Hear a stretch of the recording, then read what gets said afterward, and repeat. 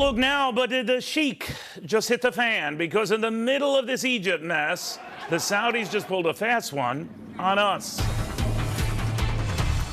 Welcome, everybody. I'm Neil Cavuto. And John McCain said that America was losing its pull in the Middle East today. Well, the Saudis proved it, because while we're debating whether to pull aid from Egypt here, the Saudis just promising them a blank check over there, that if we cut aid to Cairo, Riyadh will more than make up the difference. That's because the Saudis say they want the Muslim Brotherhood out of Egypt just as much as the military-backed government in Egypt does. And they're sparing no expense to help make it possible.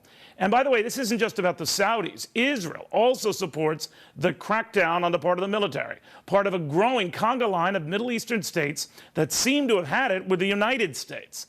To Erick Stakelbeck, who says when it comes to our waning influence, a very sorry state. Erick, of course, the author of the bestseller, The Brotherhood.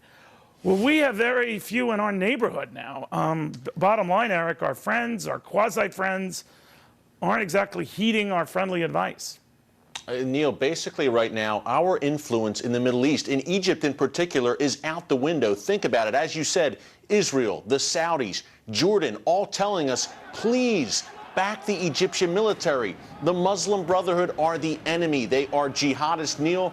They are the original Islamic terrorist group. They spawned al-Qaeda. They created Hamas. They are inherently anti-American. So why, I have to shake my head, Neil, pull my hair out, why are we backing this group? Just a few weeks ago, Neil, a leader of the Muslim Brotherhood in Egypt called for a siege of the U.S. Embassy in Cairo. And these are our friends. We've backed the wrong side here, and we're going to pay for it for decades to come. But we also backed, and this is something we've held in Republican and Democratic administrations alike, the idea of a democratically elected government. And if this is what the Egyptian people wanted when they put the Muslim Brotherhood in there, we might wince, but we'll accept it. Now, when the military performs a coup to topple that government for whatever reasons, it raises the specter that we don't know whose side to be on.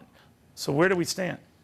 Well, right now, Neil, look, the Egyptian military are no saints, but if you look at the lesser of two evils, I think we have to back the Egyptian military. They are the lone chance we have, Neil, for any form of democracy or stability in that country. The Muslim Brotherhood, I can't stress enough, Neil, that they are an enemy of the United States.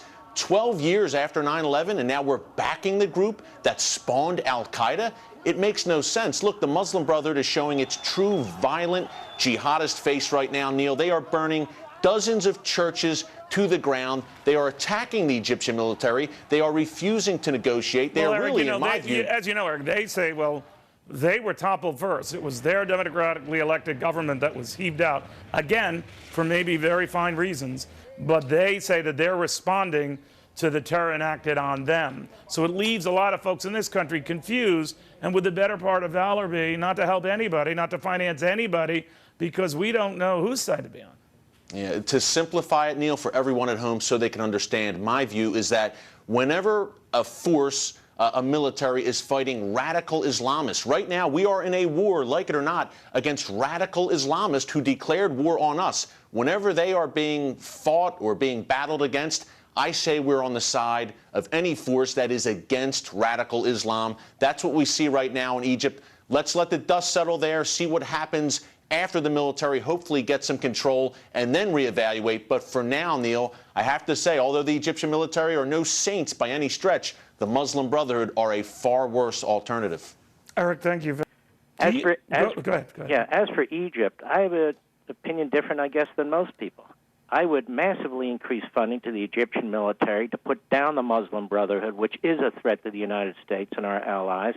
I am not an isolationist. On the other hand, I don't believe in this nutty democracy project in the middle of the Middle East either.